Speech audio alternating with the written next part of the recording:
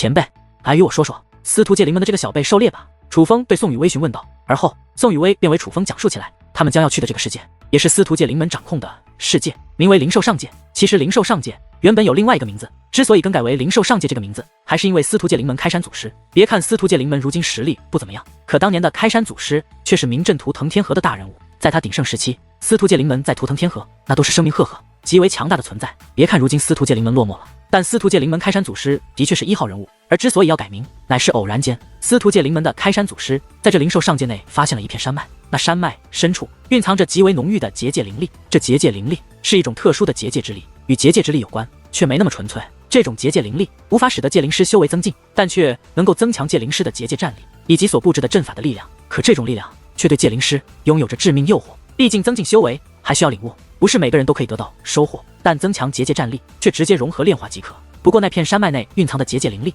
也是无法直接被界灵师所运用，需要特殊处理之后才能使用。如此特别的结界灵力又如此浓厚，司徒界灵门的开山祖师自然不会放过。而经过他的钻研，终于就发明了可以让此地结界灵力为界灵师所用的方法，那就是在这山脉之内圈养特殊的结界灵兽，让结界灵兽吸取结界灵力，从而进行成长。而这种结界灵兽只要达到一定级别之后，便可以被界灵师吞噬炼化。这样一来，此地的结界灵力也就可以通过结界灵兽的形式为界灵师所用，从此达到增强结界战力的效果。不过哪怕转化之后也是有着一些限制，只有身体还是小辈的界灵师才可以吞噬炼化，再加上结界灵兽的培养是需要一定时间的。于是司徒界灵门的开山祖师便布置滔天阵法，将那座山脉封锁，专门用来圈养结界灵兽，并且每50年才开放一次，将部分圈养的灵兽释放而出，供司徒界灵门的小辈修炼。小辈们进入之后，就可以对见到的所有结界灵兽进行狩猎，凡是被他们击败的结界灵兽都会化作结界灵力融入体内，来增强结界战力。甚至传闻有特殊的结界灵兽还蕴藏着司徒界灵门不传的结界阵法，只要融合那结界灵兽，不仅可以增强结界战力，还可以直接掌握其中蕴藏的结界阵法，并且那些灵兽蕴藏的结界阵法则是在司徒界灵门内都无法习只有记载的阵法，要么是司徒界灵门开山祖师所创，要么就是司徒界灵门开山祖师因缘际会所得，总之都是不得了的阵法。而这种阵法若想掌握，便只有通过狩猎灵兽获得。所以对于这50年一次的灵兽狩猎，不仅是司徒界灵门当代小辈非常期待，更是深受外界瞩目。每当开放之时，不仅司徒界灵门的人大人物们会当场，就连其他势力的人也会前来观看，来看看司徒界灵门当代天才们的表现。尤其是这一次，更是会吸引到真龙星域的各方人马，因为当代司徒界灵门的小辈极为利奥的。50年前灵兽狩猎，便有一位小辈狩猎到了一只蕴藏结界阵法的灵兽。虽然那结界的阵法不是特别出众，可要知道，在那位小辈之前猎杀到蕴藏结界阵法灵兽的事情，可是在1万多年前。由此可以看出，猎杀蕴藏结界阵法的灵兽是一件多么难的事情。况且50年前那位猎杀到蕴藏结界阵法灵兽的小辈年仅48岁，当今他也是在小辈之列，所以这一次的灵兽狩猎他仍可参加，并且现在的他早就今非昔比，此次收获必然更大。实际上不仅仅是他，除了他之外，当今司徒界灵门还有其他极为卓越的小辈，甚至还有几乎不弱于他的小辈。可以这样说，这一次的灵兽狩猎聚集的小辈几乎可以说是灵兽狩猎开启以来实力最强的一次。对于司徒界灵门来说，此次的小辈强大程度不知是否会后无来者，但至少是前无古人的，所以自然吸引了各方人马的关注。雨薇前辈，司徒界灵门的开山祖师真的很强吗？楚风问道。很强，特别之强。可以这么说，司徒界灵门鼎盛时期的地位是仅次于图腾龙族的顶尖势力之一。之所以能有如此地位，其实只因司徒界灵门开山祖师一人，是他凭借一己之力将司徒界灵门带到了本不属于他们的高度。也正因如此，在其去世之后，司徒界灵门便快速衰败，并且人品也是越发恶劣。宋雨薇感叹连连，毕竟如今的司徒界灵门虽然实力不咋地，但却罪孽深重。那这灵兽狩猎，我能进去吗？楚风本来只是想借此机会将司徒界灵门小辈一网打尽，可毕竟他也是界灵师，得知这灵兽狩猎的场地竟如此特别之后，楚风觉得他若进入其中，说不定他也能得到一些机缘。根据那阵法限制，只有拥有司徒界灵门小辈血脉之人可以踏入，当然这一点并不绝对，司徒界灵门有掌控权，若是他们想的话，也可以发放令牌邀请上宾参加狩猎。所以就算不是司徒界灵门的小辈，若是有着上宾令牌也可进入，但必须满足一点，那就是小辈。实际上若不是小辈，进去了也没啥用处。宋雨薇说道。所以每次开启，司徒界灵门都会对一些特殊人物发放上宾令牌吗？楚风问道。可宋雨薇却摇了摇头，司徒界灵门已经很多年没有发放上宾令牌了，现在他们如此落寞，就指望小辈通过这灵兽狩猎从而崛起呢？毕竟有的灵兽可是蕴藏着强大的结界阵法，自然不会允许这种好事落在外人头上。宋雨薇说道。听闻此话，楚风陷入沉思，他是在思考怎么样才能够进入其中。我若挟持司徒界灵门小辈，或者把他们蕴藏血脉的丹田挖出来，藏入我的体内，能否蒙混过关？楚风问道。这是可以的，并且的确有人做过，只是后面那个人的下场很惨。虽说在阵法之内，司徒界灵门的人无法干预，可是离开那片山脉，司徒界灵门的人自然不会放过以这种方式混入其中的外人。所以楚风少爷，你若去的话，一定要想好应对的方法，要确保可以安然脱身。宋雨薇已经从楚风口中知道了楚风那修罗大军被困的事情，楚风现在只能靠自己的修为，所以他其实还是有些担心楚风的。放心吧，雨薇前辈，我会提前做好准备。楚风说道。随后，楚风又向一苦老僧打探起关于司徒界灵门当今小辈的实力问题，从而得知司徒界灵门虽然已经落幕，可是当今小辈的确是天才辈出，所以司徒界灵门对于这些天才也是寄予厚望，甚至觉得司徒界灵门能否崛起，就指望这代小辈了。而当今司徒界灵门的小辈们也多以结界之术为主，有21位达到了龙变7重，3位达到了龙变8重，而50年前猎杀了蕴藏结界阵法灵兽的那位小辈，便是这3位龙变8重之一。虽然也都配得上结界天才的名声，但显然不是楚风的对手。所以只要楚风能顺利混入其中，自然也就可以大开杀戒，开宗立派以来最强的一代小辈。得知这个消息，楚风反而更加兴奋了。他们越是重视，事后便越是心痛。决定之后，楚风便与宋雨薇3人一同前往了那座灵兽上界。而与此同时，在图腾天河的某座上界，有着一座古老大殿，大殿灯光昏暗，但却蕴藏极为强大的结界之力。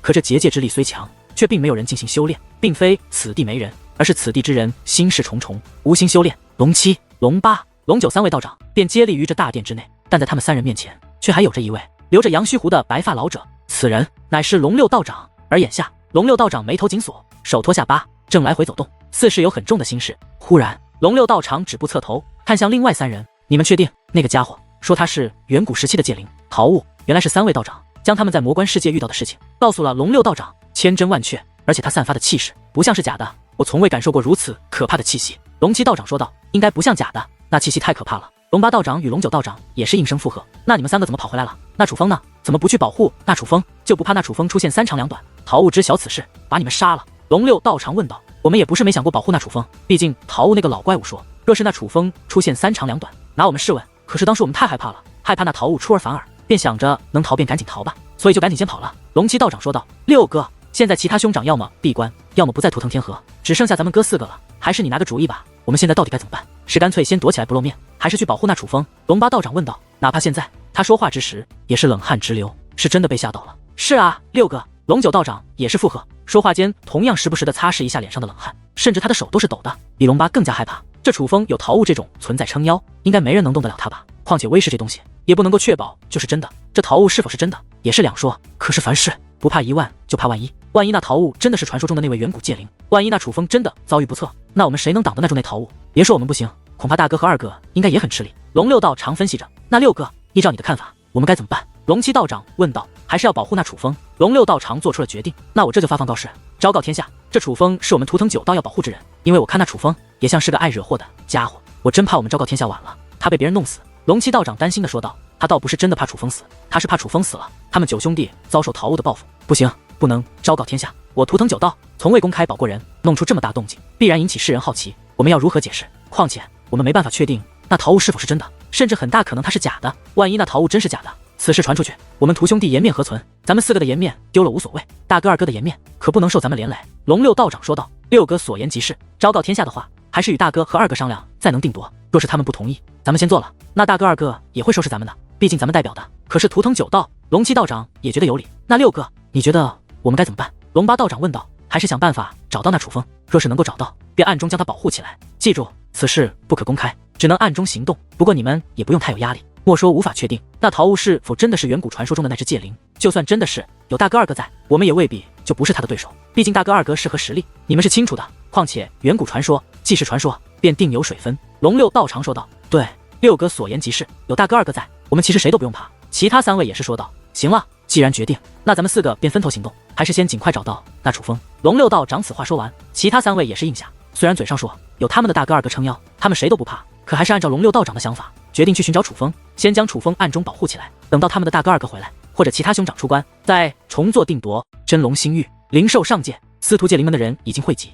除了闭关的当代门主以及外出之人外，几乎司徒界灵门的所有大人物都在此聚集。因为此事事关重大，司徒界灵门不愿生出半点差池。而眼下一座山峰之巅，2位老者立于此处，分别是司徒界灵门当今最强太上长老司徒廷野，以及楚风在魔关入口内遇到的太上长老司徒洪博。而司徒洪博已是将魔关世界的事情告诉了司徒廷野。魔关世界的宝物被谁所得，他们不知道，但推测是被图腾9道所得。图腾9道得到的东西，他们自然不敢惦记，所以只能忍了。但是楚风一事，司徒洪博却不知如何处理，所以便想让司徒廷野定夺，怎么又杀出来一个这么一个小子？此时司徒廷也是眉头紧锁。大人，那楚风虽然厉害，但毕竟还是小辈，他实力有限，咱们倒不惧他。那只老猫我们也不怕，可是那个叫陶吴的可不好惹。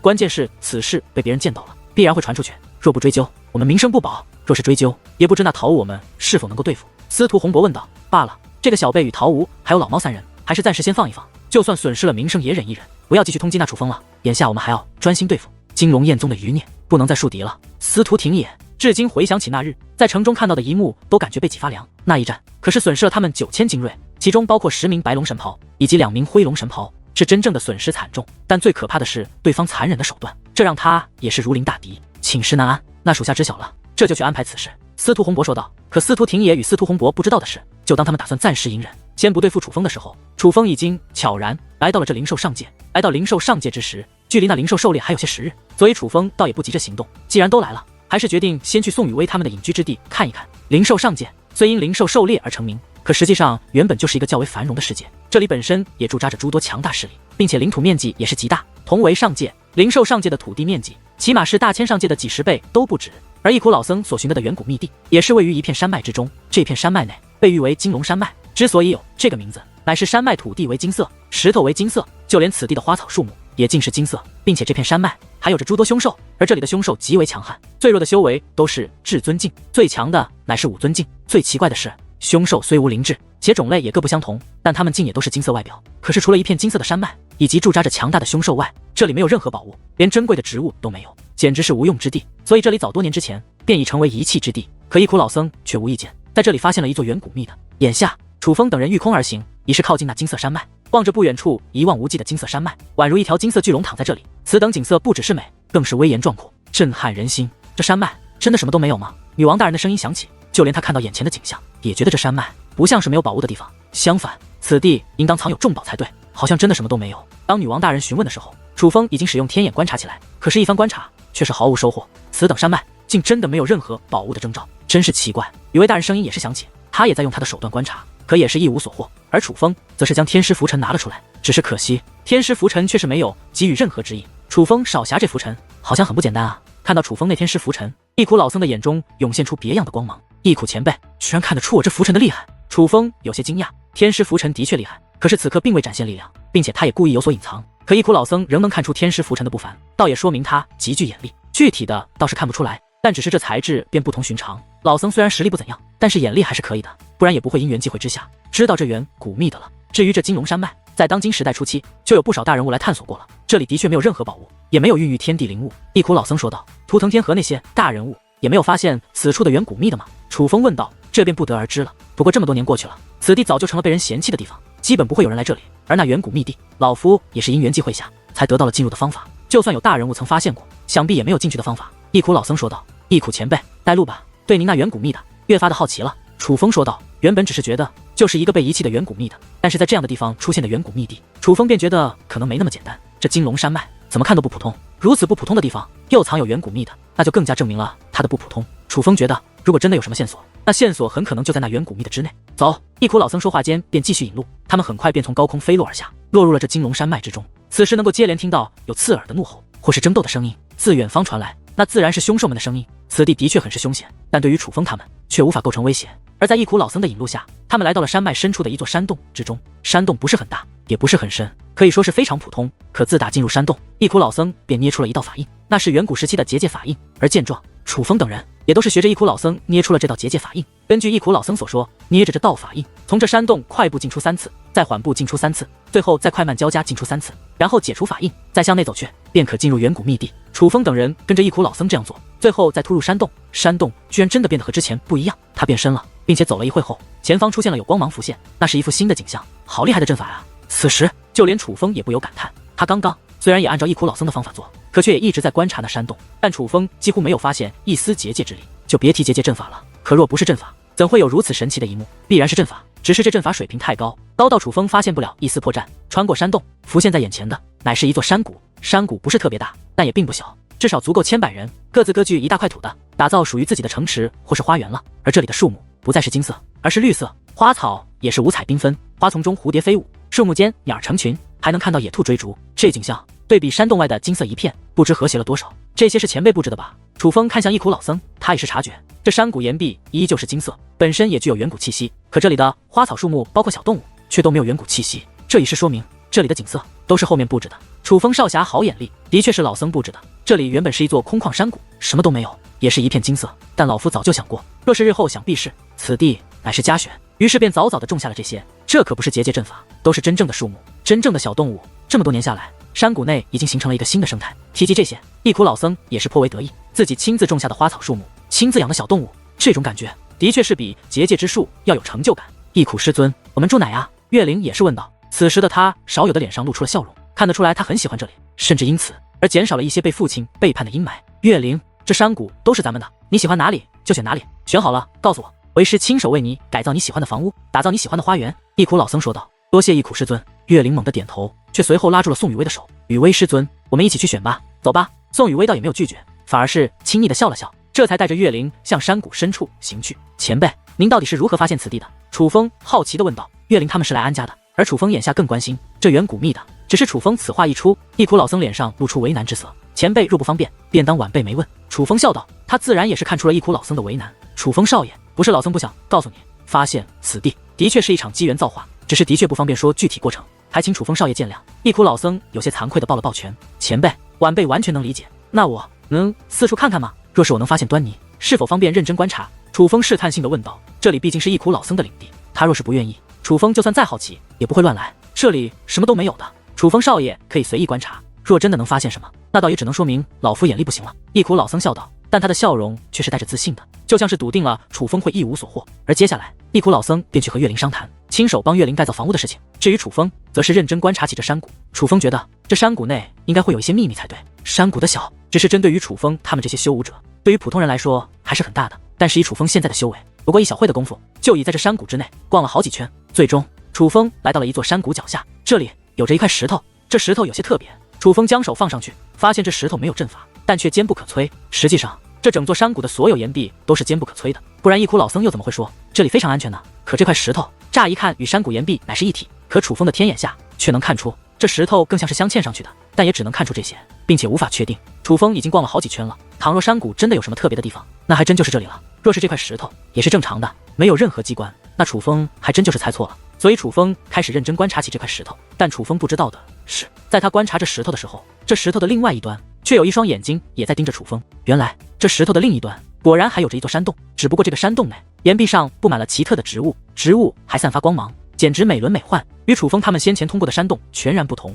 而在这山洞之中，还站立着一名女子，正双手抱着肩膀，直勾勾地盯着楚风。这女子长得属于中等偏上，是普通人里有些漂亮，但算不上出众的类型。不过她双眼灵动，乌黑锃亮，小脸像个肉包子似的。此时一边盯着楚风，一边鼓着个嘴，虽然是在生气，倒是有着几分俏皮可爱。因为在她的角度来看，那块石头就是一个透明的墙，她甚至能够通过这石头看到外面的全部景象。所以自打楚风他们进来，发生的一切都收入了她的眼中。灵儿，你在看什么？忽然，山洞的另一端传来了一道女子的呼唤，女子声音温婉而好听，在这山洞内回荡，很是悦耳。可惜楚风却根本听不到。小姐，我来了。这被称作灵儿的女子脚步微微一挪，下一刻已是出现在山洞的另一端，速度之快，楚风就算见到也根本看不清她的动作。而眼下灵儿走出山洞，浮现眼前的乃是另外一片天地，这里乃是真正的人间仙境。这里没有蓝天白云，而是漫天星辰，就像是浩瀚修武界的地图一般，甚至能够看到整个浩瀚修武界的9道天河，明明没有源头，可一道道瀑布却从天而降，落入大地，又立刻消散。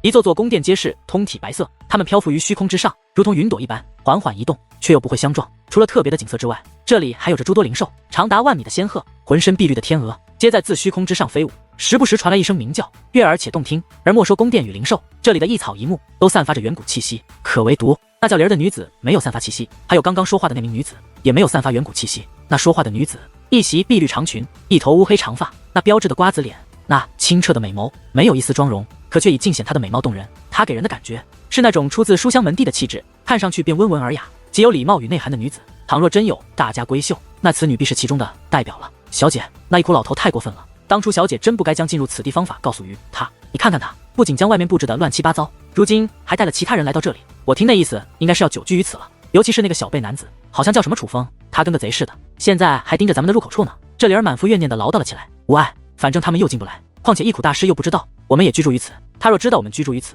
恐怕也不敢来此居住了。况且当初将此地告诉他，本就是感谢他救我一命的恩情，所以将此地告诉他，让他日后可以用来避开仇家。他现在带人来此，必然是遇到了难题，这本就是我当初的意思，现在怎能责怪于他？这位气质温婉的女子说道，她的声音不仅悦耳，语气也是极其温柔。当时这般女子极为少见，可是这毕竟是小姐的居住之地啊。如今来了这么一群人，而且那个小子明显不怀好意，这太让人不舒服了。小姐，要不等你将此地龙血尽数炼化，我们便离开这里，换个地方居住吧。反正咱们的洞府那么多，何必一直在这里？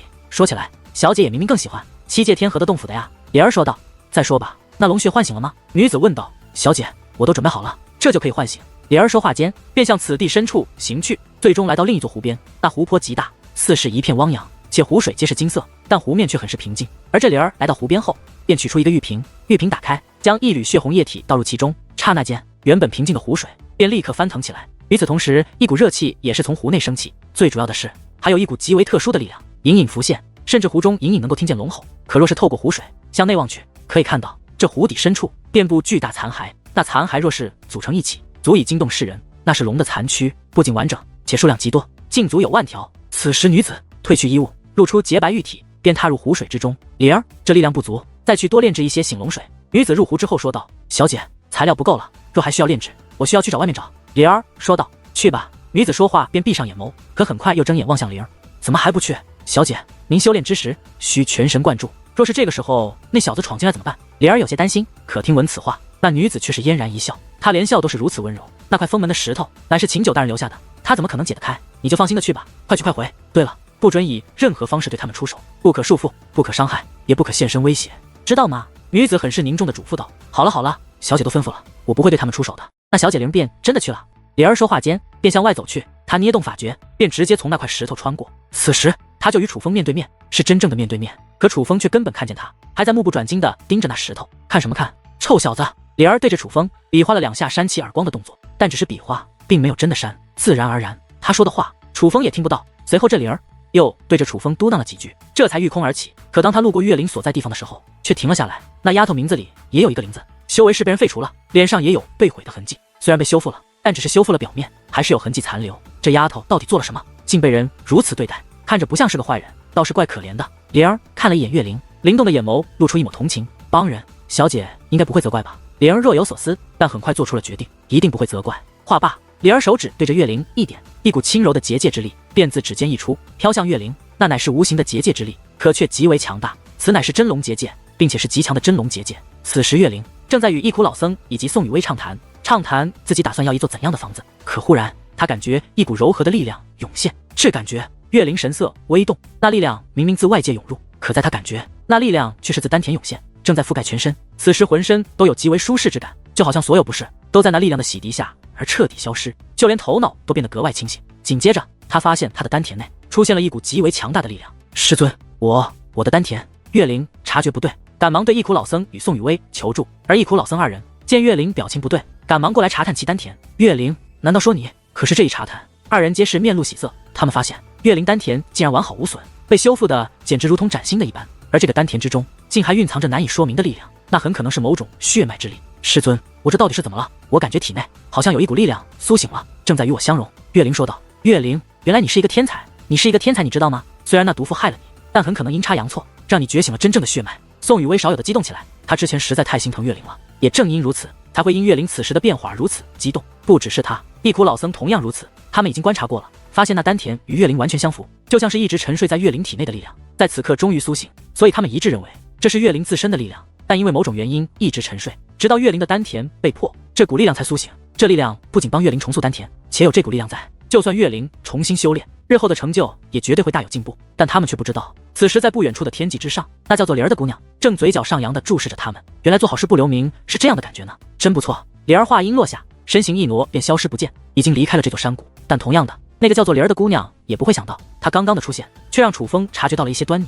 楚风原本盯着那块石头，没有丝毫线索，头都有些大了，但就是灵儿走出来那一瞬，那石头浮现了微妙的变化，那变化让楚风茅塞顿开，也许可以不用结界之力，而是用结界血脉来催动破阵之法，尝试破解这石头。这种方法对于正常的结界阵法也许没用，但对付非正常的结界阵法或者宝物也许有用。而楚风使用此法竟果然有效，原本坚硬无比的石头，在楚风结界血脉配合从月灵先祖那里领悟来的破阵之法，那石头竟如水一般可以穿越。楚楚风向前走去，很快便进入了那美轮美奂的山洞之中。楚风，你发达了呀！这里一看就不简单啊！只是看到山洞的布置，女王大人便兴奋地尖叫起来。她比楚风还要高兴，这也不怪她，这场景怎么看都不像是寻常之地。于是楚风也是赶忙向前走去，穿过山洞，那美轮美奂的场景也是立刻浮现在楚风眼前。这个样子好像是有人居住啊！只是看到这美轮美奂的世界，蛋蛋却是变得警觉起来。可楚风却根本顾不得那么多，他已经被那高空之上的星空所深深吸引，那漫天星辰汇集成了9道天河，就像是完整的浩瀚修武界地图，就这样浮现在他的头顶之上。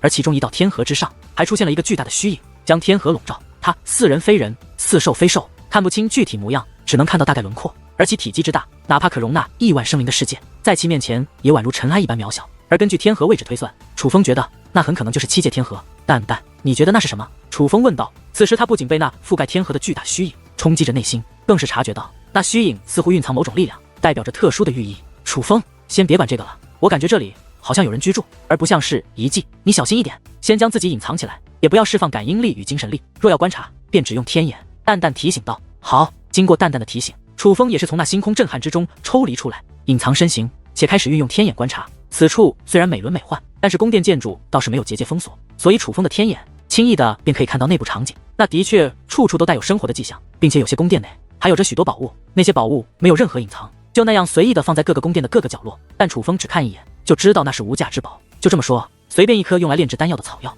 都是楚风所不具备的，甚至倾家荡产也换不来这一颗。而这样的草药在宫殿内数之不尽，可丹药居然是那些宫殿内最为廉价的宝物。楚风看到一把兵器，那兵器似是感受到楚风的目光，竟微微颤动，一股王者之势横扫开来。在那兵器面前，楚风的太古英雄剑竟也成了小喽啰。我的天啊，这也太让人眼馋了吧！楚风兴奋不已，但却不敢贸然行动。不是楚风蹑手蹑脚，胆子小，这么多至宝随意摆放于此，足以证明此处主人的强大。而如此强大之人，为何会生活于此？是否与一苦老僧发现此处的机缘有关？倘若有所关联，楚风贸然窃取人家的宝物，就算自己可以走脱，那也会连累一苦老僧。如此不道德、坑害友人的行为，楚风自然不会做。楚风，去拿呀！蛋蛋则没有这些顾虑，立刻催促起来。先不拿，我再看看，那边好像有声音，似是龙吼，我过去瞧瞧。楚风说话间，便立刻动身，没过多久，便来到了那金灿灿的湖泊面前。眼下楚风御空而行，从虚空向下望去，不仅能够看到沸腾的湖水，还能隐隐间看到那湖水之内有巨龙的虚影。虽是虚影，可却散发着恐怖的气息。那不是蛟龙，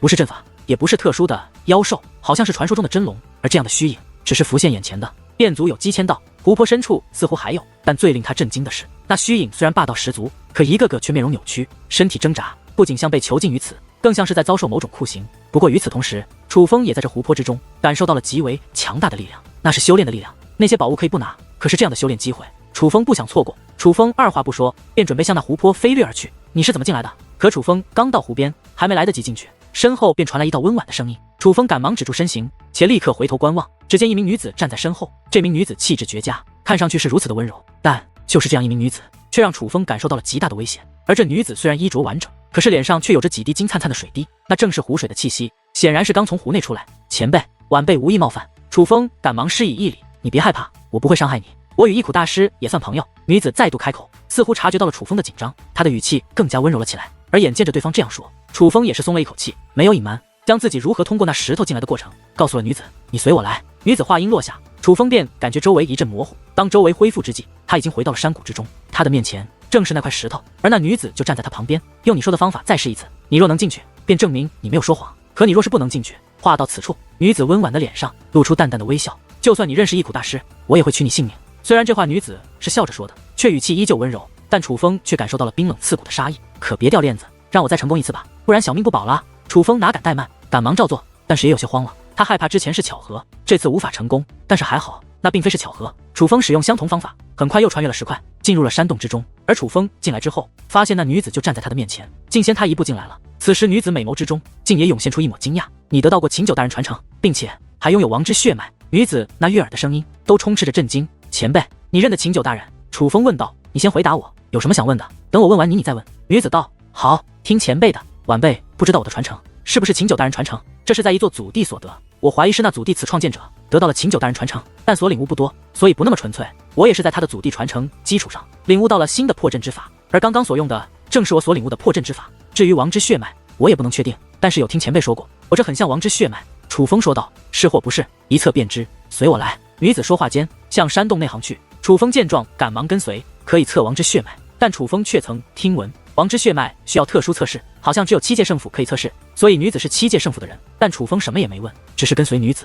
他们穿过山洞，便御空而起，来到一座浮空宫殿内。这座宫殿很大，内部空间则是更大。它有多大？可以说与刚刚的金色湖泊相差不多。而这里面有着多座高台，以及特殊的结界门。这里的所有物品好像都是用来测试用的，并且大多数都散发着浓郁的远古气息，应当都是远古时期的产物。而其中一物最吸引楚风，那是高塔，形似利剑，高度足有万米，通体看似白岩石打造，没有任何光芒萦绕，与其他高台相比，显得很是普通。但是它并没有散发远古气息，它散发的气息比远古还要久远得多，那是无数岁月沉淀下来的气息。而高塔正面以恢宏而霸道的字体刻写着天赋测试4个大字，若只是这4个大字以及深于远古的气息，还不至于让楚风这般。最主要是在天赋测试4个大字右下方还有着4个小字，像是落款一般，而那4个小字为天庭圣殿。那个宫殿，你走进去。女子开口间指着一座高台，那高台不仅光芒璀璨，乃是此地高台最耀眼的一座，它高度足有3万米，最上面有着一座造型奇特的宫殿，宫殿外还趴着一个石像，石像似是一只蛤蟆，但又不是蛤蟆，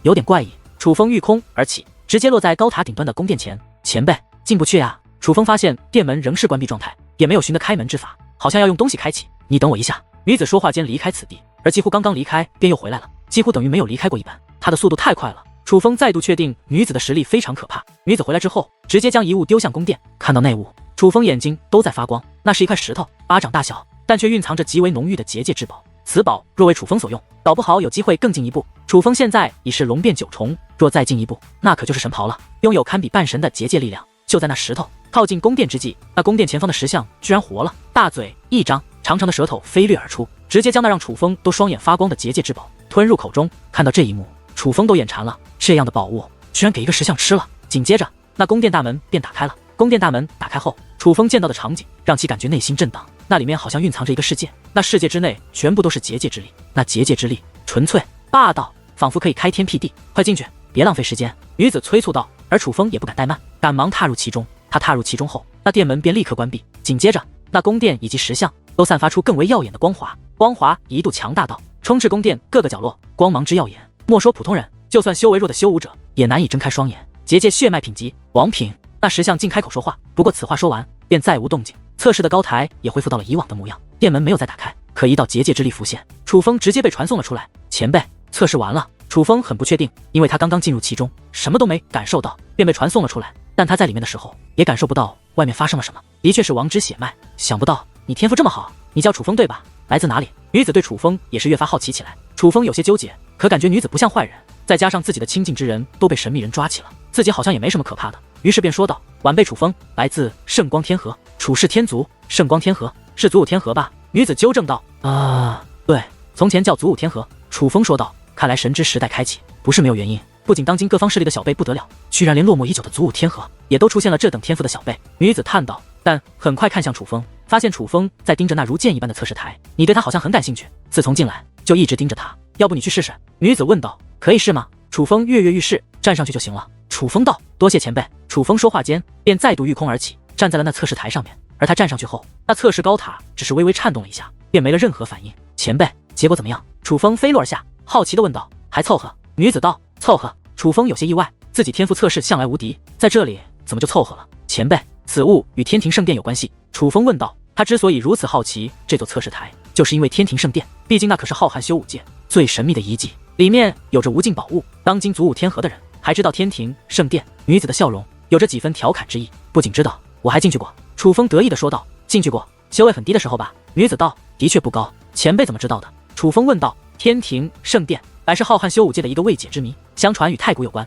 所以此物是否是传自天庭圣殿，我也不得而知。但可以确定的是，天庭圣殿乃是浩瀚修武界人人向往的圣地。你既进去过，应该知道进入其中需要圣殿珠，只要有圣殿珠，无论在任何地方都可以直接踏入天庭圣殿。女子道。是。楚风点头。没人知道天庭圣殿究竟在哪，但只要有圣殿珠，便可以踏入其中，并且品级不同，可以得到的宝物与机缘也是不同。远古时期，为了争夺圣殿珠，各方势力可谓是杀红了眼，而凡是得到圣殿珠，也会立刻使用，看能否得到至宝。毕竟天庭圣殿内的宝物也是有限的，大家都不想错失先机，所以现在高等级的圣殿珠早就被用光了，几乎绝迹。只有低等级的圣殿珠还有很多，但是那些宝物也都是各方势力看不上的，只有小辈境界低的时候会让他们进去玩一玩，再加上本来数量就多，所以你去过也正常。其实很多人都去过，因为低等级的圣殿珠本来就不值钱。女子道：不值钱吗？楚风叹息一声，想当初圣殿珠在楚风眼中可是无价之宝，结果在女子口中居然是不值钱的东西。不过看看这里遍布的好东西，楚风觉得女子也有说这话的资格。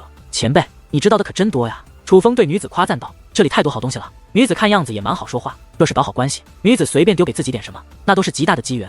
哪怕刚刚用来喂石像的东西给自己一块，楚风也许都有机会踏入神袍境。我也是听我师尊与一些前辈说的。女子道：那前辈是否认识秦九大人？楚风问道：不认识，但我师尊与秦九大人关系极好。女子道：不知前辈师尊是？楚风好奇问道。但女子只是笑了笑，没有回答。楚风明白了，对方就是不想说，于是也不再对于这个问题进行追问。前辈，那你是七界圣府的人吗？楚风又问道。不是。女子摇了摇头。可是我听闻，不是只有七界圣府才有测试王之血脉的方法吗？楚风道。所以你也只是听闻？听闻的事情怎么能信？女子道。那倒也是。对了，前辈，您刚刚说的神之时代又是什么意思？好像与小辈有关。楚风忽然想起刚刚女子说的话，神之时代都不知道吗？现在已经传开了。女子说道。我刚从祖武天河出来没多久，那里消息的确不太灵通。楚风尴尬地笑了笑，随我来。女子说话间便带着楚风走出宫殿，抬头望向星空，那便是神之时代的象征。女子所目视的方向正是刚刚吸引楚风的出现在七界天河的巨大虚影。而后女子便为楚风讲述了3万年前出现的太古时期的预言石碑的事情。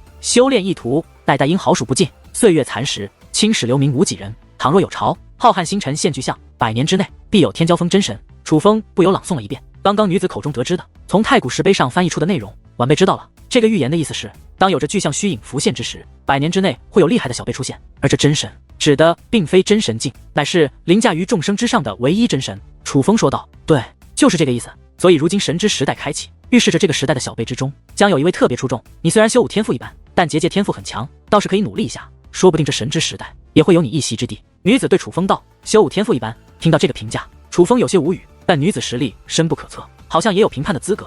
所以前辈不是小辈吧？楚风又问道。我当然不是，我若是小辈，那这神之时代就是为我开启的，还有你们什么事？女子笑了笑，她虽然笑得很温柔，但对自己的实力也很有自信。前辈，那我能不能问一下，你到底是什么人啊？你怎么有这么多宝物？藏有真龙虚影的修炼之地，天庭圣殿的测试台，以及传闻只有七界圣府才有的测试之法，还有那数之不尽的天才地宝，以及自身深不可测的实力。最主要的是，女子已经如此强大，她居然还有师尊，而其师尊居然还与秦九大人关系极好。楚风实在太好奇了，这女子到底是怎样的存在？别问了，反正问了也没用。女子道。前辈，今日一见乃是莫大缘分，晚辈绝对不会忘记的。楚风说道。你倒是挺有趣的，若是可以，倒想与你交个朋友，只是可惜宗门有规定，所以抱歉了。女子话音落下，便已站在楚风身前，并且楚风感觉到女子的手掌也落在了自己的脑袋之上。下一刻，一股强大的力量涌入体内，紧接着他感受到了灵魂与肉身还有大脑都被撕裂的感觉。楚风，你怎么样？你没事吧？淡淡担心地询问起来，但是他的声音却很不好过，因为那力量不仅贯穿楚风全身与灵魂，竟然涌入了界灵空间之中，正在袭击蛋蛋。蛋蛋，别慌，他是要抹除我们的记忆，但不会危及我们性命，忍一下，很快就会过去，应该只是想抹除我们见到他之后的记忆。楚风已经察觉到了这股强大力量的性质，虽然很强，强到离谱，并且似是远古的结界之术，但却只是为了抹除记忆，并且只是抹除短暂的记忆，这感觉。而很快，楚风察觉到那股力量开始与自己相融，是丹田之内的9指雷霆巨兽以及自己的王之血脉，这2股血脉力量在同时吞噬那抹除自己记忆的力量，但明显雷霆巨兽吞噬的速度更快一些，他们是在阻止楚风的记忆被抹除。而对此，那名女子显然也没有丝毫的察觉。此时她自以为大功告成，而将手从楚风的头顶移开，只是抹除一小段记忆，居然耗费了整张符纸的力量。女子张开手，原来刚刚触摸楚风脑袋的手掌心，有着一道散发远古气息的符纸，那强大的力量正是源自于这道符纸。这种符纸，女子不是第一次使用了。正常来说，抹除他人一小部分记忆的话，符纸内的力量1%已是足够，可抹除楚风居然耗费了整张符纸的力量，让他有些意外。但是转念一想，毕竟是王之血脉拥有者，有些特殊，也不难理解。楚风的记忆并没有被抹除，可那力量还有残余的效果，楚风整个人动弹不得。正常来说，此时的楚风应该是属于什么都不知晓的丧尸意识状态，但也正因2种血脉力量的吞噬，使得楚风记忆完好无损，哪怕现在也是清醒的，除了不能动弹、不能说话外，他一切都很正常。可那女子却以为楚风乃是丧失意识的状态。莫怪我，宗门规定，我们身份不可暴露，自然也不能让你记得见过我。若他朝我背身份可公开时，与你再见，我便恢复你的记忆，那时也可以给你补偿。女子对楚风说这话的时候，带有几分惭愧之意，随后便带着楚风回到了洞口处，让楚风恢复成了之前观望洞口的状态，而女子则是悄悄将那块岩石取下。真是想不到，秦九大人留下的宝贝，居然被人如此轻易的破解。女子摇了摇头，随后取出了另外一个金色的钢铁护盾，封锁住了洞口。而只见其捏动法诀，那超大护盾便立刻变化，变化成了之前岩壁的模样。之所以如此做，自然是害怕楚风又破门而入。做完这些，女子便踏入山洞之中，但临走之前，却轻轻点了一下楚风的脑袋，一股柔和的力量涌入楚风体内。这一刻，楚风察觉到自己被束缚的身体也是得到了解脱。楚风身体恢复自由，并没有立刻起身，而是继续盯着眼前石块，装作丧失记忆的模样。看来是我想多了，这里什么都没有。看了一会后，这才起身离开。而楚风这番演技倒是没有白演。就在一墙之隔的山洞之内，女子的确一直在盯着楚风，看着楚风的确丧失了记忆，女子这才转身进入山洞深处。这是怎么了？但是刚刚从山洞走出，她便立刻抬头望向先前与楚风踏入的那座里面装满测试台的宫殿。那宫殿此时在微微颤动，并且颤动得越来越明显，很快便开始剧烈摇晃，甚至从中浮现出结界阵法，那是防御阵法，是保护宫殿的。这里的宫殿虽然没有隔绝阵法，可以从外面看到内部情况，但其实这里的每一座宫殿都有防御阵法。由这防御阵法外，这里的宫殿是很难被攻破的，无论是从内还是从外，因为这是远古时期最强界灵师秦九大人亲自布置的防御阵法。可是眼下这座宫殿竟有要粉碎之势。女子目光变化，很快便发现了其中端倪，正是先前楚风做了测试的天庭圣殿的测试高塔。那高塔此时在持续性的微微颤动，看样子并无大碍，可整个宫殿内只有它有这种变化，一切自然也是因它而起。是他？难道说女子察觉到了什么，赶忙飞身而起，将那测试高塔从宫殿内取出。而自从离开宫殿那一刻，那测试高塔便不再是微微颤动，而是剧烈颤动，并且从中出现9色光华。见此情形，女子赶忙将此时高塔丢到高空之上。刚刚来到高空，测试高塔便释放出9色光华，那9色光华遮天蔽日，瞬息便覆盖这辽阔天的。紧接着，一道光束自测试高塔冲天起，光束与9色光华相融，在于那遮天蔽日的9色光华之中，幻化出8个大字：天极血脉，神之地品。看到这8个大字，女子的美眸之中也是被震惊2字所覆盖，她甚至有些不敢相信眼前的一切。天极血脉，神之地品，何意？天极血脉最强的不是圣之王品吗？从未听说过什么地品啊！女子整理自己的记忆，根据自己师尊所说，任何血脉都有强弱之分，而其实通过足够强大的测试是可以测试出来的。在远古时期，更是有着明确的记载，较弱的黄级血脉与地级血脉，那都是垃圾血脉。在远古时期，这种血脉就是平民中的平民，传承这种血脉恨不得自杀，因为注定了会成为被人践踏的底层修武者。唯有天级血脉才有在远古时期争锋的潜力，但天级血脉其实也有强弱之分，分别是下品、凡品、上品以及天之将品。其实大多数天级血脉拥有者皆是下品，凡品为少数，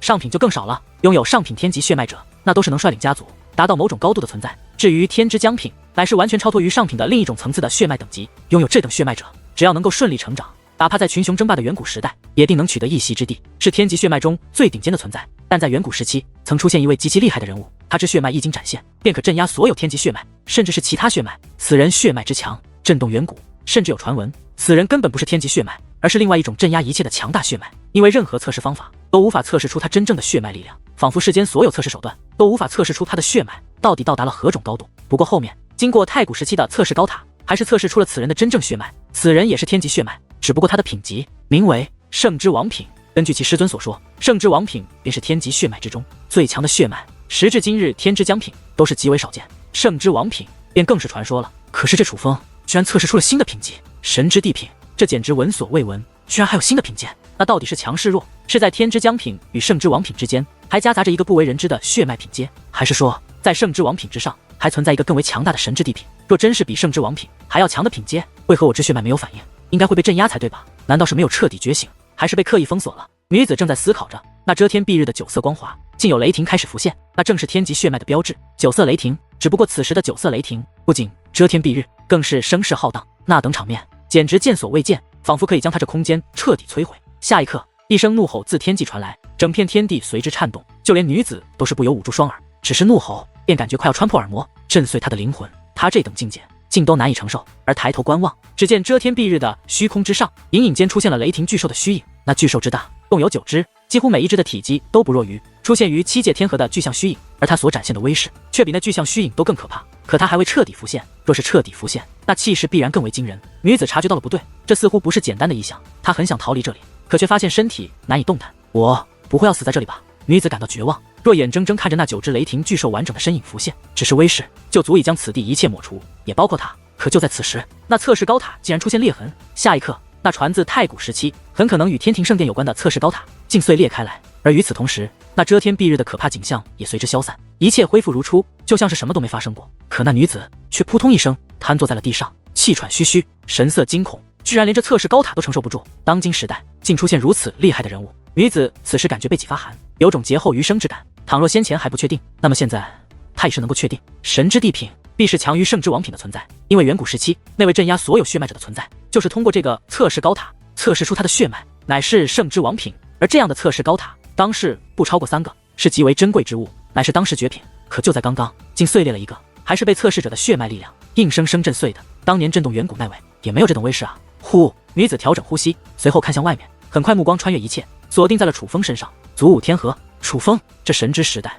该不会是因你而开启吧？女子眉头紧锁，她看向楚风的眼神全然变了。此等人物本该拉拢，可奈何宗门规定，但若不拉拢，若被他们所得，那可就大事不妙。我当如何？女子盯着楚风，内心挣扎起来。而楚风此时因要假装失忆，也不敢继续窥探这山谷，生怕这女的再对自己用了别的手段，实力差距太大了。楚风也是不得不怕，但是好在这女子应该是与一苦老僧相识，并且只是抹除楚风记忆，甚至抹除记忆之后还对楚风说了抱歉这种话，说明他人不坏，相反应该是好人。毕竟若是恶人，拥有这等实力，若发现有人擅闯其领地，必会直接出手抹杀，怎么可能费力搞这种事情？而回到山谷后，楚风也是得知了岳灵的遭遇，自然也是立刻为岳灵诊断。可是楚风这一诊断却是发现了端倪，尽管伪装得很好，但楚风还是发现岳灵体内的力量并非岳灵本体自带，而是有人移植的，也是他所为吗？果然是个好人，只是怎么不帮帮我呢？好歹我也是王之血脉啊！楚风猜测岳灵的丹田必然也是那女子所为，不然还能是谁？而他回想起女子随便为石像的一块砖头，都有可能让自己获得突破神袍的机会。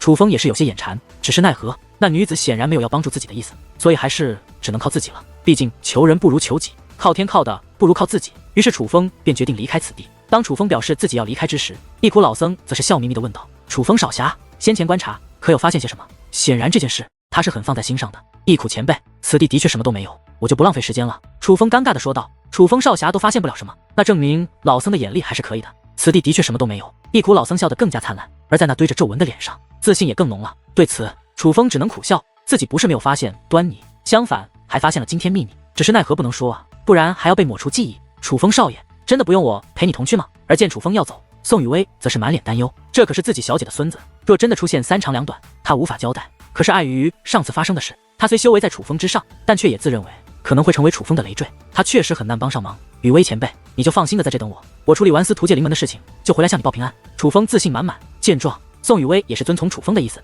于是楚风便离开了此地，向司徒界灵门灵兽狩猎的地方行去。那是一座辽阔的山脉，如今被磅礴大阵封锁。经过一番赶路，楚风也是来到了这山脉之外，看着那无边山脉，感受着那封锁结界，那是多重结界组成的阵法，每一重都是楚风难以企及的复杂大阵，但却环环相扣，精妙无比。只通过这封锁山脉的阵法，楚风便足以断定司徒界灵门的开山祖师的确是1号人物。只是可惜后辈不仅无能且无德，使得这等人物亲手开创的宗门即将从这浩瀚修武界消失，而楚风就是要这司徒界灵门消失之人。楚风打量了一会被封锁的山脉，便张开双眼，围绕着山脉行走，且开始向山脉的反方向观察。他来这里可不是为了看这山脉，主要目的乃是2个，一个是寻找司徒界灵门的小辈，把他们丹田挖出来放到自己身上，以此在山脉开启后混入山脉之内，参加这灵兽狩猎。若是山脉都无法进去，那自然也就无法在司徒界灵门眼皮底下开启杀戮，而若能进去，说不定能夺取一些机缘造化。虽说此地灵兽只是增加结界战力的，但是这种诱惑也是极大，谁会嫌弃自己的战力低呢？而另外一个也同样十分重要，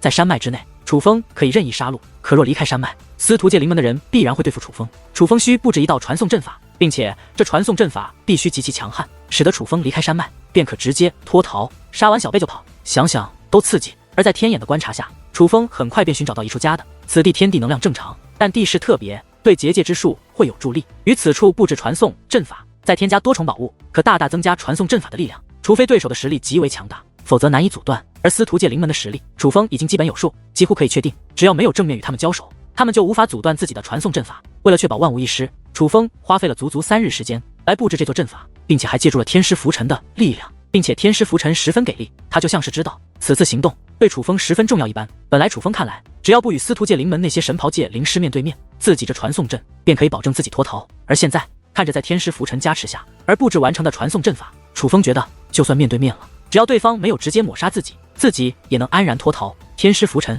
你可真是帮了我大忙了，我楚风不会忘记你今日的帮助。你若会说话，不如告诉我你喜欢什么，我去犒劳一下你。楚风心中欣喜，不由对天师浮尘自言自语起来。本神爱吃鸡肉，但只吃鸡腿和鸡翅，别的地方不要。可楚风话音刚落，一道声音映入楚风耳帘，真的会说话。楚风惊了，虽知天师浮尘具有灵智，却不曾想真能开口说话。臭小子，连本神的声音都听不出来了吗？臭小子，真是薄情呢。那声音再度响起，好听却有着一丝妩媚。同时带着一丝丝不悦。原来是前辈啊，前辈您终于肯定晚辈了。楚风听出来了，这是神鹿的声音，神鹿的本事，楚风可是知晓的。只是神鹿相比于天师浮尘，就更加让人捉摸不透。他已经很久没理自己了，多次让楚风置之生死之地而不管不顾，不曾想今日竟主动与楚风搭话，实属难得。楚风自然也不会放过这个机会。前辈怎么想起搭理晚辈了？该不会是前辈知道此次晚辈有大行动要做，所以前辈也要帮忙吧？楚风试探性的问道。帮忙？帮忙？就知道喊着本神帮忙，你当本神是你的保姆吗？就不能靠自己？神鹿话语尽显嫌弃，而楚风则是倍感委屈。前辈，晚辈也想靠自己，但是晚辈这不还在成长期吗？可现在面对的对手确实也没那么简单，不然晚辈也不至于这么大费周折，晚辈直接去杀他们个片甲不留了。楚风委屈的叹道。本神的意思是，你不能总是指望本神帮你，你自己学会本神的本事，不是更好？神鹿说道。而听闻此话，楚风内心大喜，前辈，晚辈通过您的考验了。楚风可还记得之前神鹿说过，他在对楚风进行考验，而考验的时间其实已经快到了。若是楚风还不能达到他的预期，他就另寻他人了。言外之意就是要从楚风身上脱离，去找其他宿主。而现在这神鹿的意思，好像是说楚风通过了他的考验，可以得到他的传承了。你这小子还是有些东西的，勉勉强强算你通过考验了。不过想学本神的本事，可是没那么容易的，要吃很大的苦头，因为本神可是神技。神鹿说道。神技？听闻这两个字，楚风内心大喜，这感觉仿佛意料之中，但却仍难掩心中狂喜。根据雨薇大人所言，楚风已是知道，其实秘技也有强弱之分，从弱至强是分为地、祖、仙、尊、神5个等级。神鹿其实也是远古秘技，只是它比较特殊，且楚风见识过它的实力，所以便猜测它可能是神级秘技。不曾想，还真的是神技乃最强的秘技，得如此手段，楚风怎能不喜？前辈，您打算什么时候将您的本事传授给我？楚风笑嘻嘻地问道。他真的是迫不及待的想要掌握神技了。你想什么时候学？神鹿问道。当然是越快越好，最好是现在。楚风道。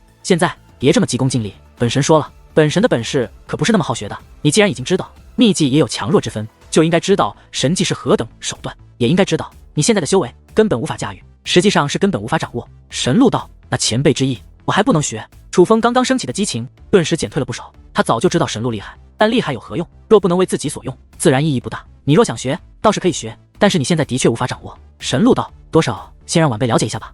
楚风道。你先找个安全的地方，本神再与你详说。神鹿道。好嘞，前辈稍等片刻，晚辈马上就好。楚风见状，便立刻寻得一处无人愿去的偏僻之地，并且还特意布置了隐藏阵法。前辈，您看这样稳妥不？楚风准备好后，便赶忙对神鹿询问起来，生怕稍微慢了一点，神鹿就不搭理他了。毕竟神鹿本来就让人捉摸不透，眼下好不容易松口了，楚风可不想错过这次机会，将意识与本神相连。神鹿声音响起之际，那声音响起的同时，楚风也的确感受到了神鹿的存在，于是按照神鹿指示，意识与其相连。下一刻，楚风进入了一个奇异的世界之中，这里森林密布，几乎覆盖每一寸土地，只是那些树木却非常矮小，竟然只有1尺来高。在那些树木面前，楚风就感觉自己好像是一个巨人一般。可是偏偏此处的花朵却非常的巨大，有些花枝竟然有几千米那么高，遮天蔽日。看着那些花朵，楚风又感觉自己像是蚂蚁一般渺小，不是比蚂蚁还要小得多。而这里的天空非常的蓝，如深海一般，云朵也是非常奇异，就连这里的太阳都是格外的巨大，是平日里楚风所见到太阳的上百倍不止，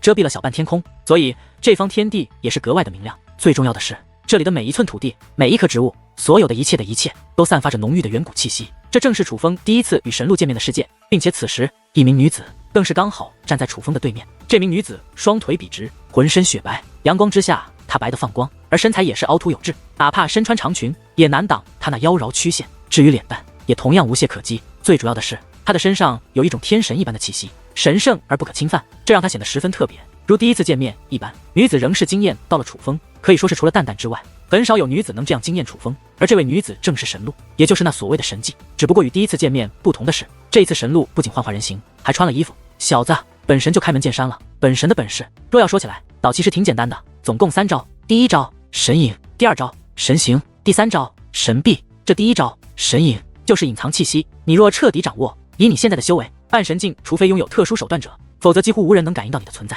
但记住，是隐藏气息，并非隐藏身形，所以若暴露对方视线内，此招无用。第2招神形可以让你短时间之内速度倍增，远远超出你自身修为，并且会随着你的修为增强而使得它变得更强。这样说吧，你若是一品半神，寻常的5品半神都追不上你。同理，你若是5品半神，那寻常的半神巅峰也未必追得上你。但这一招有境界要求，需你达到半神境才可修炼。至于第3招神臂，才是本神的最强本事，可让你避开远超出你承受范围的攻击。这样说吧，你若是1品真神，此招若发动，7品真神的攻击你都可躲避，但此招短时间之内只能施展1次，若连续施展有致命危险，因力量强大，同样有境界要求，需真神境才可驾驭。但若是3招你皆是融会贯通，还有可能习得第4招。神鹿讲述道：“前辈，第4招是什么？”楚风好奇地问道：“这个是秘密。”神鹿故作神秘，而见神鹿不愿说，楚风也没死缠烂打，而是根据眼下所知继续询问起来：“前辈，您的举例都是相同的大境界，是不是说，假如我是9品半神，可面对1品真神，神形却也无用？”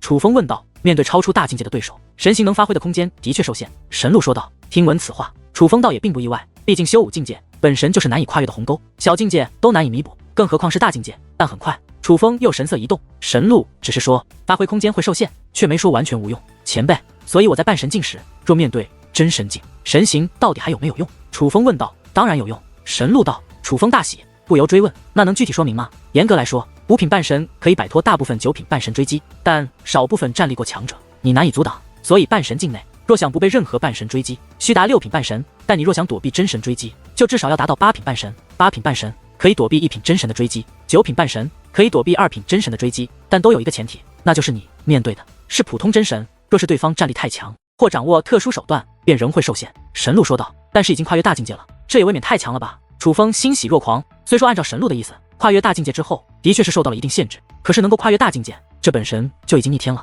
更何况还不只是跨越1品，8品半神，就连1品真神都追不上，9品半神，就连2品真神都追不上。只要想到真神境强者追不上自己，气得脸红脖子粗的样子，楚风便已是不由得兴奋起来。不然本神怎么是神迹？神鹿小脸微微扬起，也是尽显得意。那神臂呢？也是如此吗？楚风问道。其实现在神形与神臂才是楚风最想学的。如果说神形是逃跑利器，那么神臂则是更胜一筹，不仅可以配合神形进行逃脱，在战斗中也是可以进行运用，出其不意之下必有奇效。你先别管这么多，反正你又无法修炼，半神你都有些距离，就别提真神了。神鹿说道。嘿嘿，晚辈好奇吗？楚风尴尬的笑了笑。你这么爱惹祸，先活着到真神再说吧。你若活不到，本神可是会收回全部本事，另挑人选。神鹿给了楚风一个白眼，这就是在责怪楚风爱惹麻烦了。其实很多时候都不是楚风招惹麻烦，只是人家欺负到自己头上了，总不能忍着吧？朋友被他人欺负了，不能看着不管吧？总不能因为对手比自己强，自己就躲着就怂了吧？毕竟这个世界基本不受道德约束，是以实力为尊，大家也都默认这种情况，因此导致很多人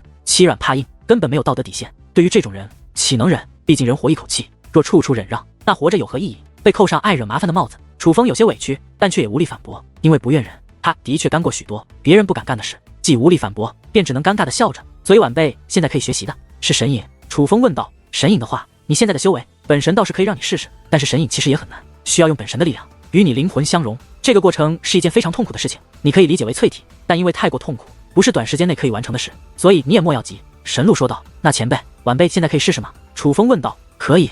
神鹿说话间，手掌张开，便有光团自掌心凝聚。光团起初珍珠大小，但随着气焰自神鹿掌心凝聚，那光团越来越大，转眼间化作了西瓜大小，并且光团之中蕴藏着与神鹿相同的气息，神圣无比。尝试将其炼化，但切记量力而行，因为真的很痛，若难以承受，会精神崩溃，变成疯子，没人救得回你。神鹿提醒道。好。楚风说话间，便立刻盘膝而坐，开始炼化那光团。楚风很听话，只是从光团中抽取出了很小的一点进行炼化。可哪怕如此，那光团入体，楚风也仍是眉头皱起，那是痛苦的表情。神鹿一直紧盯着楚风的脸，通过楚风的表情来判定楚风的情况，可能是深知自己力量的狂暴，神鹿也是面露一丝紧张，似是很怕楚风无法承受。而眼见着炼化持续，楚风的表情并没有加重，神鹿紧张的情绪也是渐渐舒缓，并且满意的点了点头。显然楚风的表现是让他满意的，这小子怎敢如此？但很快神鹿表情变得一惊，他发现炼化掉那一点点光团之后，楚风胆子变大，炼化速度开始加大，并且加大了不止1点，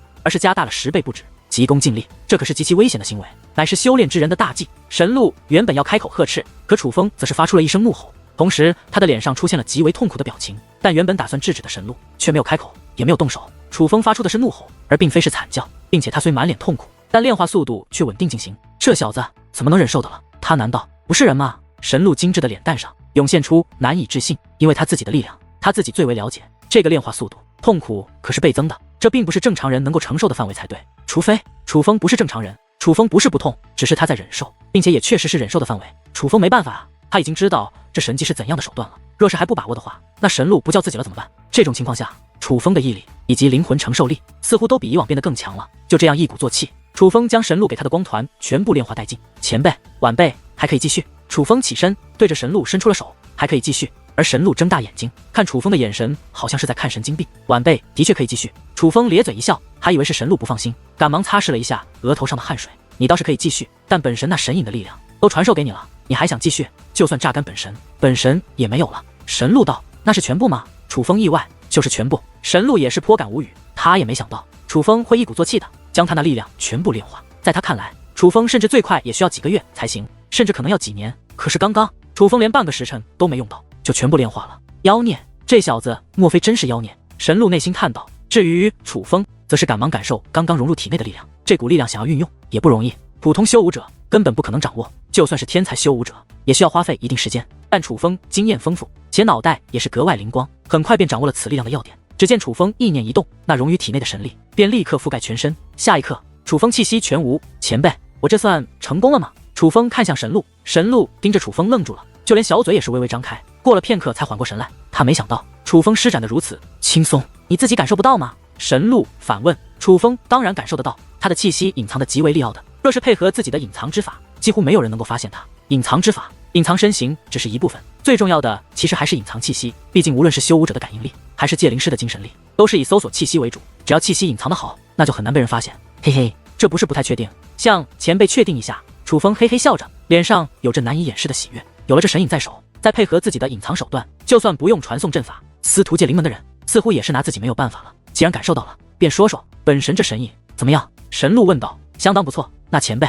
我可以试试神形吗？楚风问道。神形你达到半神境再试，不然身体承受不住。但你若想试，可以尝试一下。神鹿说话间，掌心摊开，一丝白色光芒体浮现。你尝试炼化，看可行否？切记一点一点炼化。神鹿说话间，那缕白色光芒体飘向楚风。楚风再度盘膝坐下，尝试炼化。明明只是一丝，可进入体内，却化作磅礴力量，宛如无数尖锐的针，疯狂在体内窜动，欲将楚风撕裂开来。但楚风忍住了，虽然忍住了，可起身之时，却发现身体变得极为虚弱，境界差距还真是难以逾越。楚风苦笑摇头，他知道神鹿没骗自己，这神形他现在的确无法承受，可他没注意到神鹿看自己的目光却仍是充斥着那种难以置信。神鹿只是让楚风尝试炼化，他没想到楚风一口气全部炼化了。虽然那缕光芒气焰很微弱，可毕竟存在着境界差距，他觉得楚风就算毅力再强，再能忍受痛楚，在这种跨越境界的力量也是无法承受，最多只是炼化其中一点点就会知难而退。可楚风全部炼化，并且还忍受住了。你出去吧，没事别叫本神，本神不会帮你。半神境的时候，本神会传授你神形。神鹿说话之时，一股传送之力已是覆盖楚风，强行将楚风的意识从他这世界驱赶了出去。而待楚风走后，神鹿的脸上却是扬起了一抹笑容。如此快速掌握神印，跨境界也可忍受神形，这绝对是妖孽中的妖孽。没想到撞了大运，好险！本神差点走眼。神鹿笑得很是开心。前辈，真不再聊聊吗？你一个人不无聊？楚风意识回到本体，还是尝试与神鹿沟通一下，但发现神鹿果然不予回应了。前辈，无聊的时候随时找我，晚辈和你谈心。楚风心情大好，得到了神隐，他也没那么慌了，知道自己是真的通过了神鹿的考验，只要成为半神，便可修炼神形。若掌握神形，楚风就可以更加无法无天了。既然逃脱的问题已经准备完成，那必然就是要做第二件事，找司徒界灵门小辈。而楚风眼下倒是有了一个去处。楚风先前观察灵兽山脉的时候，便释放精神力感应周围情况，所以已是得知了一个消息，此地有一个酒馆出现。这个酒馆非常有名气，类似于之前地狱使带楚风去的龙溪泉馆，但这是一个酒馆，纯粹卖酒的，但也是移动的。此酒馆名为前世酒馆，别看名字土土的，但也是来头很大，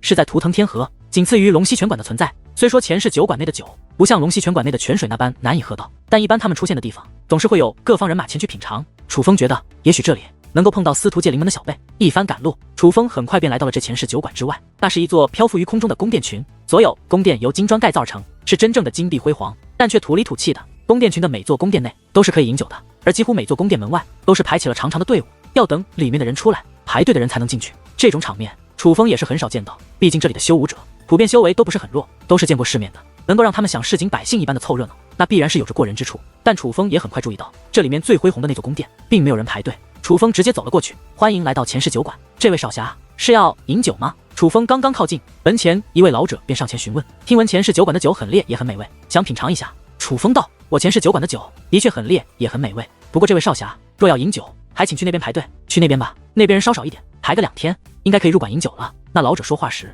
指向了不远处一座宫殿，此地不是饮酒的吗？楚风抬头看了一眼，这个宫殿牌匾写着上品仙酒阁，也像是饮酒之地。少侠是这样的，这里是上品仙酒阁，里面乃是酿了万年之久的仙酒，所以价格昂贵，一碗上品仙酒的价格乃是一把尊兵。老者说这话的时候还玩味地看了楚风一眼，似乎是在等楚风露出惊讶与尴尬的表情，可楚风却是毫无波澜。知道了。说话间便要踏入，可老者却赶忙伸手拦住楚风。少侠，是老夫说的不清楚吗？一碗上品仙酒的价格是一把尊兵哦。老者强调道。说得清楚，我也听得清楚。楚风道。少侠，不是老夫看不起你，而是酒馆规定，入上品仙酒阁，入场费一把半成尊兵。老者虽然一直是笑脸相迎，但却也能看出他对楚风的质疑。其实从打一开始，他就认定楚风不是很有钱的人。楚风微笑间，手掌自乾坤袋划过，一把半成尊兵直接拿出，丢向老者。半成尊兵，但却是极品。这位少侠，里边请。手握这把半成尊兵，老者的笑容都变了。如果说之前是假笑，那么现在是真笑，是真正的尊敬与客气。半成尊兵对于普通修武者，那也仍是价值不菲之物，甚至是一些小家族的传家之宝，能够随手当做入场费交出的，毋庸置疑，这是有钱人，这是有背景的人，更何况还是极品。楚风不在意老者的态度转变，他本来就是看门的，交代清楚事情也是他的工作。至于半成尊兵，曾经对于楚风而言是宝贝，现在楚风乾坤袋内一大堆，就连寻常的尊兵他都有着不少，当然都是抢来的。楚风进入酒馆，发现酒馆很大，虽然人不多，但却也有一些人已经在饮酒了。一见尊兵换杯酒，足以见得这里的人也都不是简单的人。但很快，一个人的身影引起了楚风的注意，这是一位老者，虽白发苍苍，但却气宇轩昂，看得出他年轻时也是英俊之人。最主要的是，他的腰间有着一块黑色令牌，那上面写着圣谷二字。圣谷的人，楚风意外，没想到在这里会遇到圣谷的人。虽然之前对圣光一族印象极差，可是自从与圣谷之人打了交道，楚风对圣谷之人的印象倒是极好，甚至有段时间楚风会以祖武天河之人自居，因为他觉得圣光一族不配。但是后面若是想起圣谷的人，他也会以圣光天河之人自居，是在给圣谷的朋友面子。正所谓老乡见老乡，两眼泪汪汪。楚风虽没有泪汪汪的感觉，但在这陌生的天河中遇到圣谷之人，也是概率极小的事情。楚风也是心生亲切之感，于是楚风直接走到老者桌前。前辈，晚辈可以坐镇吗？楚风问道。当然，小友请坐。老者也很是热情。前辈是圣谷的人。楚风入座后直接问道。你知道圣谷？老者颇感意外，但从他的反应，楚风看出他应该就是圣谷之人。实不相瞒，我是圣光天河来的，我也结识几位圣谷的朋友和前辈。楚风道。不知小友认识我圣谷中的哪位？老者顿时来了极大的兴趣。圣光不语、圣光白眉、念天道人，以及楚风一一说出了自己所相识的圣谷之人。小友竟认得他们？那你既认得他们，想必也听闻过老夫名号吧？老者脸上露出意外之喜。请问前辈是？楚风问道。老夫叫做圣光道魁。老者说这话的时候，不仅满脸自信，腰板都坐得更直，还整理了一下自己的衣衫。只是下一刻，他的表情变得尴尬起来。他从楚风的反应中看出，楚风好像不认识他。